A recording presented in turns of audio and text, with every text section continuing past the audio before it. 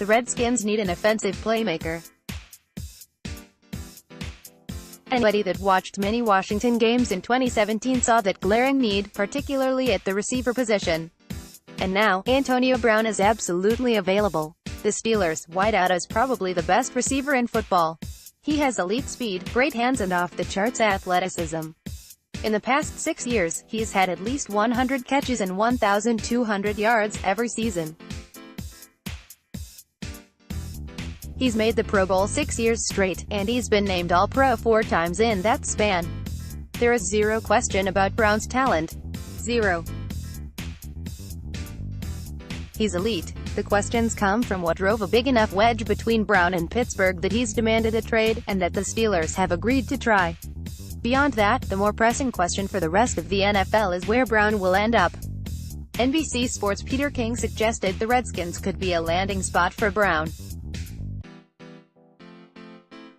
Could it be? King wrote, "A smart guy in the league told me the other day, look for the desperate teams with Brown. What team is more desperate than Washington, which is hemorrhaging fans, has no idea who the 2019 quarterback will be, has no idea who the 2020 coach will be, hasn't won a playoff game in 14 years, and has an embattled owner searching for anything that will get his team out of the muck and mire of mediocrity?" This also fits the Pittsburgh plan of wanting to send Brown out of the AFC. The problem, obviously, would be finding a quarterback to get the ball to Brown. But Washington's a team that loves to win the offseason and hasn't done so in a while.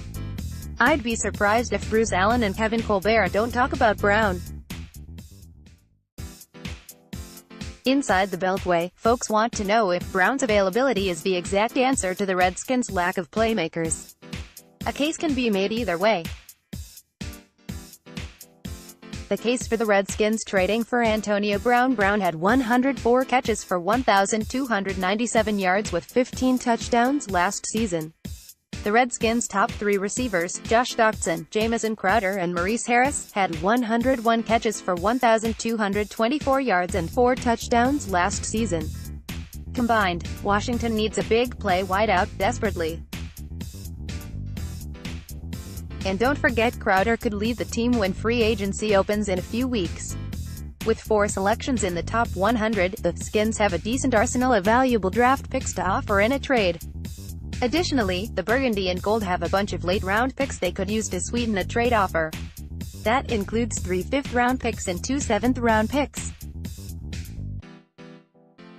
Keep in mind, however, the Skins don't have a 4th-round selection.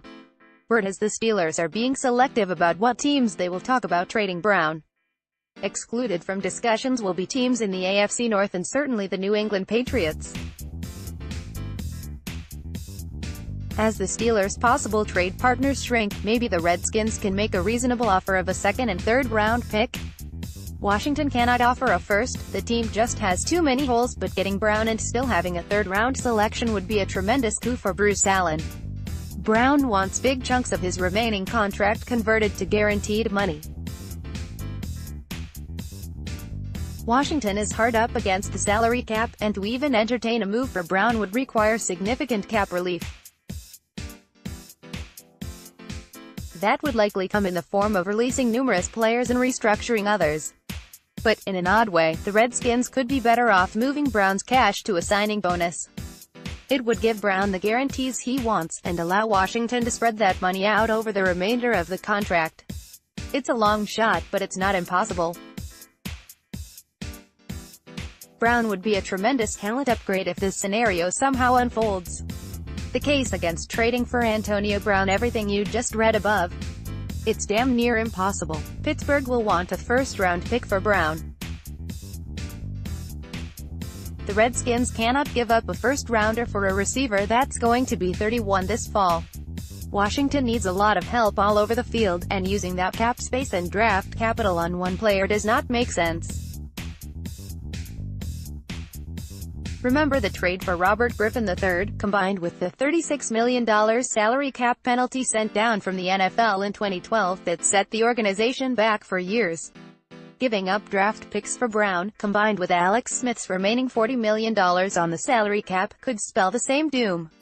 Beyond that, there are serious questions about Brown the teammate. Not his work ethic, and not his ability, but his temperament and actions inside the locker room. The volatile wideout wore out his welcome with one of the best franchises in the history of professional sports. What will Brown's act look like in DC? The team has not handled high-profile, high-drama talent particularly well over the last 2 decades. Not to mention, who is going to throw Brown the ball? All receivers like to get the football, and Brown might not realize how good he did playing with Ben Roethlisberger. For all of his personality faults, Roethlisberger puts his receivers in position to make plays. Always. Will that happen with Colt McCoy and whatever other QBs the Redskins bring in for 2019? Making a flash move just for the sake of a flash move is a terrible idea. Not to mention the Redskins don't have anywhere close to the cap room needed to acquire Brown. Sure, Brown is an elite talent, but Redskins fans looking for long-term franchise success should shut this conversation down before it begins. More Redskins news. NBC Sports Washington's NFL Combine preview continues with another off-the-radar option for the Redskins in Houston's Isaiah Johnson, one of the fastest cornerbacks in the 2019 draft class. Also, read our profile on Kansas State offensive lineman and potential first-round selection Dalton Risner, and check back for more Combine coverage throughout the week. Just a heads up for draft prospects and NFL wide receivers. No matter what cornerback Isaiah Jackson says on the field, it's nothing personal. The University of Houston product played his senior season with a mindset mimicked from Pro Bowl talents Richard Sherman and Jalen Ramsey. Let's talk. Not just for junk, fine, maybe a little bit to battle. If we're going back and forth during a game, it's not because I hate you as a person or dislike you, the boundary corner with speed and tackling chops told NBC Sports Washington. Not, we're just competing head-to-head. After the game, I'll shake your hand no matter what because I'm out there to compete. That's what I like. If anything, Johnson, polite by nature, sees his verbal engagement as lending help. I think that brings out another edge for somebody else. I don't like people that don't go and give everything they have. No, I want your best. If I have to talk to you and treat you like you're not that good to get out your best, I'm going to do that. Nobody cares about the 6'2" corner from South Central Texas. If his game were all head and no cattle. Johnson, a possible 4th-round option, started 10 of 11 games for Houston in 2018 and led the Cougars with 7 passes defended. Similar to Redskins cornerback Quinton Dunbar, Johnson switched from receiver to those covering pass catchers, though he made a move before his junior season. Over the next 2 seasons, he developed into one of college football's fastest cornerbacks. That speed element is something Washington's plotting defense requires in the secondary and at all 3 levels. Any coaching staff desires players that wake up ready to compete, making Johnson one to consider. Upon moving to the defensive side, Johnson found a football idol in Sherman, a 3-time All-Pro selection known for his excellent cover skills and animated nature. I really appreciated the game of Richard Sherman, Johnson said. I love the way he plays with his mind, his technique, the way he makes the defense work for him. Those observations helped solidify Johnson's on-field persona. I love to compete. That's my nature, Johnson said. I do add the talking aspect concept. I like to mess with people's heads just a little bit. He also likes to track down ball carriers with his speed and tackling ability. Johnson's 40 times should land in the 4.38 to 4.44 range. Go the off-season training focused less on any specific number and more about that initial burst from the blocks. For me, I focus specifically on the start because my back end will make up for it with top-end speed and my stride, said the former high school track standout. For me, I needed to focus more on the beginning of the 40, how to run it, the correct steps. Don't assume the track background means Johnson shies away from contact. Over 70% of his 66 tackles last season were solo. Me putting on weight and learning how to tackle in college, especially my senior year, it built my confidence up to make those tackles in the open field and do what's necessary to help the defense, Johnson said. No, everybody is going to try to run you over or juke you. It's just about leverage for me. It's conceivable some teams may consider him at safety because of his size and tackling, though Johnson primarily played outside corner at Houston. The Redskins have significant safety concerns, but also unsettled depth behind starting corners Josh Norman and Dunbar. Considering Johnson's limited experience on the defensive side, the up-close examination at Combine offers an excellent opportunity to show off his development. Johnson promises not to overthink expectations for the week and rather just focus on the chance to participate in an event he's dreamed about since elementary school. Quote, "Most of all, just like during games, Johnson is looking forward to the talking. To be out there and show people what you can do, show them the real you with the interviews and meeting different people and building relationships there," Johnson said. "I think that's the biggest part for me. If all goes well at the Combine, NFL draft evaluators will be talking plenty about the receiver turned corner because they like his game." More Redskins news. The NFL Combine is not just a time for NFL scouts, coaches and others to focus on future prospects for their teams.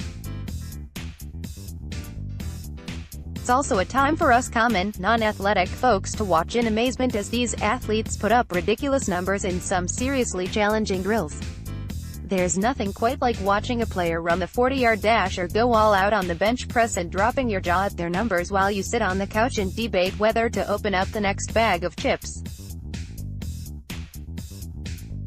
Certain Combine events have become must-watch television, and for the players that can put up big numbers, hype and improved draft stock usually follow. Players who have donned the burgundy and gold are not strangers to Combine success. Before the 2019 NFL Combine begins on Tuesday, let's take a look at some memorable performances from Redskins past and present. Troy Apke's 4.3540 gets a reaction from Deion Sanders. "Anytime you can get primetime to be impressed with your work, you know you're doing something right." The Redskins' fourth-round pick in the 2018 NFL Draft did just that, running a 4.35 40-yard dash in Indianapolis.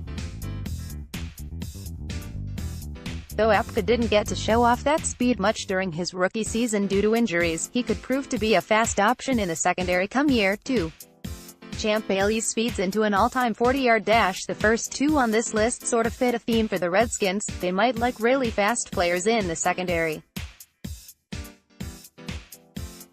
In 1999, Bailey ran a 4.28 40-yard dash before being selected 7th overall by Washington a couple months later. Being that it was the first year that the NFL had electronically clocked the drill, Bailey immediately boosted himself into elite company with that run. Today, his time still ranks toward the top.